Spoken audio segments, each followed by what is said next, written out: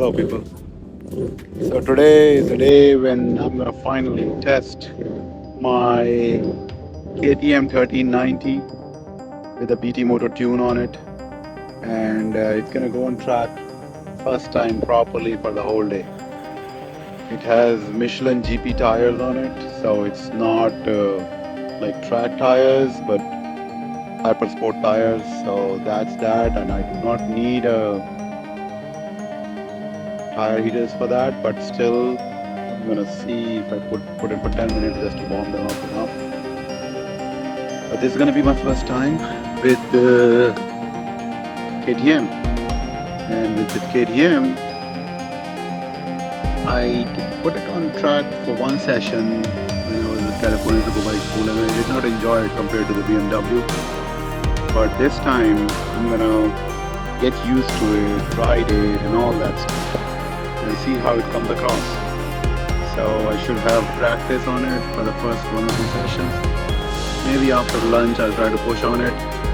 But before that, I don't think I want to understand what's going on with the bike first, how we can use it correctly. So that's that. It's gonna be an interesting day. I'm gonna keep you posted. I'm gonna put some videos up too. It's gonna be a whole shebang. I haven't done this kind of day with all kind of video puttings in a long time. I'm gonna do it. That's the bike. Although I have warmers on it, but I have diesel warmers, so I put like very less temperature on them just to really heat it up. The tire pressures are changed. I put 47 in the back, 28 in the back, cold, and then 34 cold. This is running for 10 to 15 minutes of tire warming. It's not cold. Tire is not too cold on it. See how it feels. Bike looks good. I can just I have some things on it. See how it feels. Made up my mind. It's ready. First session begins at 9:30 for me. I'm glad to only come already.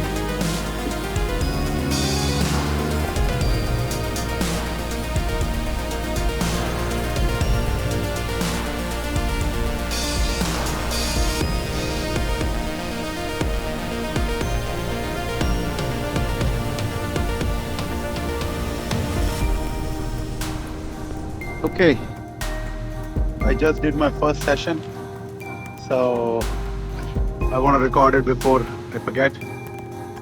The precision with which it turns into a turn and comes out of the turn is exceptional.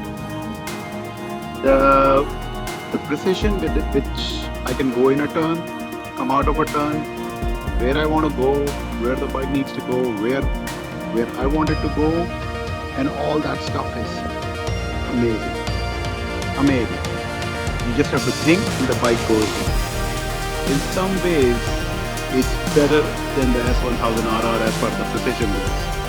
It is a precise bike. They have done an excellent job with whatever the chassis or whatever it is. I'm not expert enough to say all that, but the precision of the bike is amazing. The brakes are awesome. Whatever the engine brakes, whatever. I mean, I can brake much later if I want to, because I'm so used to the S1000RR braking and all that stuff. So maybe there's more horsepower there and all that stuff, but the brake seems excellent. Braking and precision into a turn, out of a turn, where I want to go and where the bike needs to go is excellent. I rode it in road mode because I wanted to get the precision and the angles right first session. Now I'm going to put it in track mode, and the throttle response should be better and all that stuff should be better. The throttle is where I think it's lacking. I have to understand the gearing again. In S1K, I can ride in second gear pretty high and then change the gear when I need to, third maybe one time, and fourth on the straightaway. But here, most of the time, I need to run it in third gear, especially in road mode, for it to get to the speed. Sometimes I hit fourth on small straightaways also. which is, I've never done that on the S1K. So I think that's where the learning has to happen, that this bike is not an S1000RR power. It's powerful enough, but it need to understand the gearing correctly. I'm going to put it in track mode and see what it does. But as for right now, yes, the power is the one thing that I see lacking. The the the amazing feel of an S1000RR is not there. The precision is excellent. The braking is excellent. They are at par, or I would say a notch better than the S1000RR. Where it lacks is the straightaway. I mean, I hit good speeds on straightaway, but I need to understand the gearing where it needs to be compared to my S1000RR for it to be more precise. That's why I bought this bike. I need to understand this bike more and how it will function as far as the gearing goes. Other than that, I loved it. I loved it. I loved it. The precision. I loved the every. It's a better. It's a more precise and more agile and more comfortable to me bike compared to my Street Fighter V2. And it has power. I just need to tap it correctly and where it is going and how it needs to be tapped. That's what I'm going to do next, and I'm going to come back to you.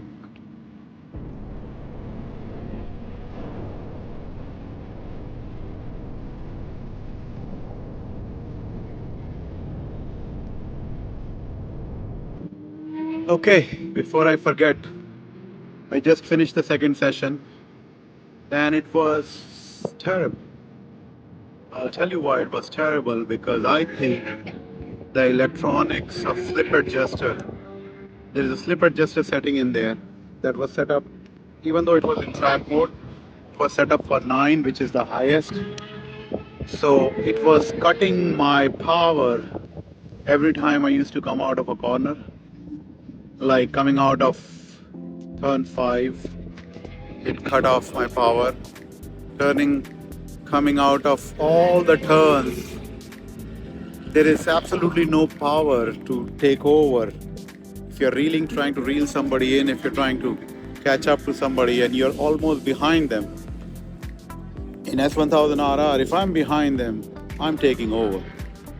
Because there's so much power.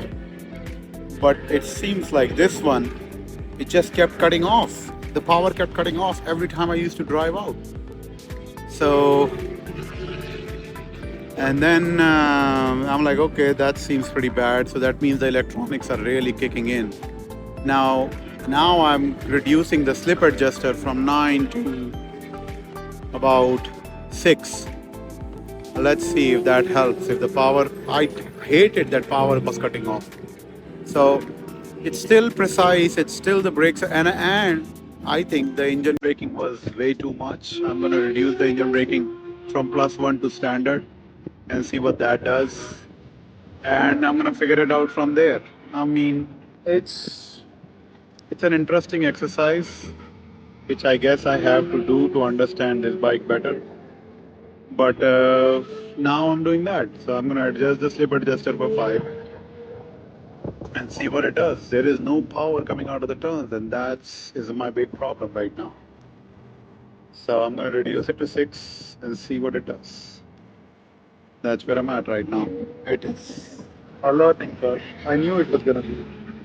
So it is what it is.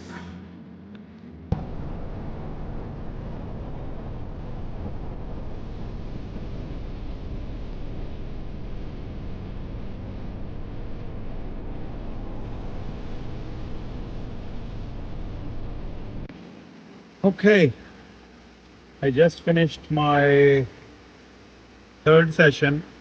Finally, I put my slip adjuster on the thing at 5. There was much better drive out of the corner. It was not cutting off. It was not slipping. It was not cutting off the engine like I was. I'm like, where is the power? Where is the power? The electronics was kicking in too much. Now, when the slip adjuster is at 5, I am much able to drive out of the corner. But something happened with the electronics. I don't know how the launch control kicked in or something. I went off track just in trying to adjust. turned back on again, everything went okay, and something happened that the traction control went off completely.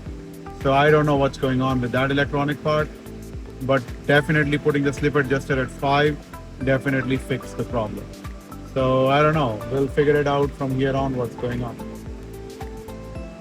But definitely if you're running on track, make sure your slip adjuster is not at 9, at least start with 7, go to 5 or something like that, depending on how you ride. So that's the biggest problem.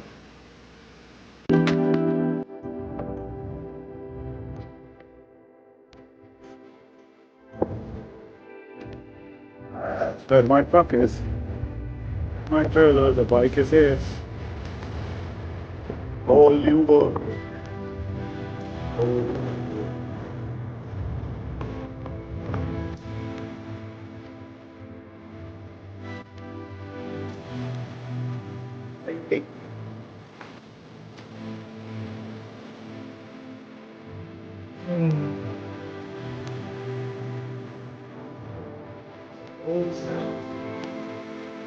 Yeah, I did.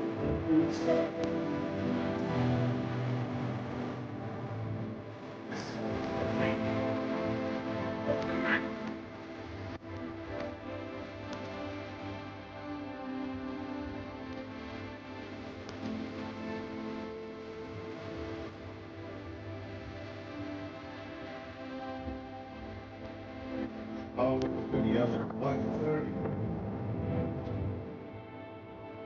That time to about station start. See what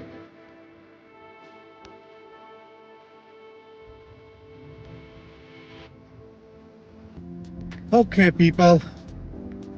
My track day with the KTM 1390 is done.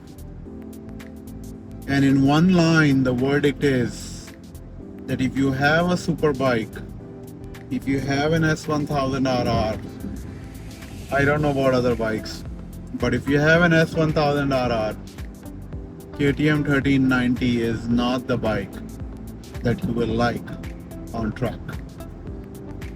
It is an awesome bike. It might be an awesome in its own niche. It's a great naked bike. It rides awesome on the street. It probably rides awesome on the track also for people who have not ridden S1000RR. But if you have a BMW S1000RR, a super bike, or any other super bike, I don't know about the other super bikes, then KTM 1390 is not gonna tinkle your feathers. There's a lot of electronics intrusion. I probably would, if I get a KTM 1390, if somebody wants to get a KTM 1390 for track, do not get the electronics, don't get the Evo, get the regular one. I don't know what other electronics in there is Evo compared to Evo and all. But the first 2 sessions were horrible because I could not understand that even though I had the wheelie control almost to very high, the slip was at number 9, and that was cutting power every time coming out of the corner. So I finally figured out, I talked to some people, talked to Teddy and another guy, and talked to some other people, figured out that what needs to happen. Change the setting first to 5, immediate difference. The power was immediate. I could see the power was coming in. Then I moved to 4 and 3, and then the power was immediate. At least the power problem was solved. So there was the power delivery. Power delivery was immediate.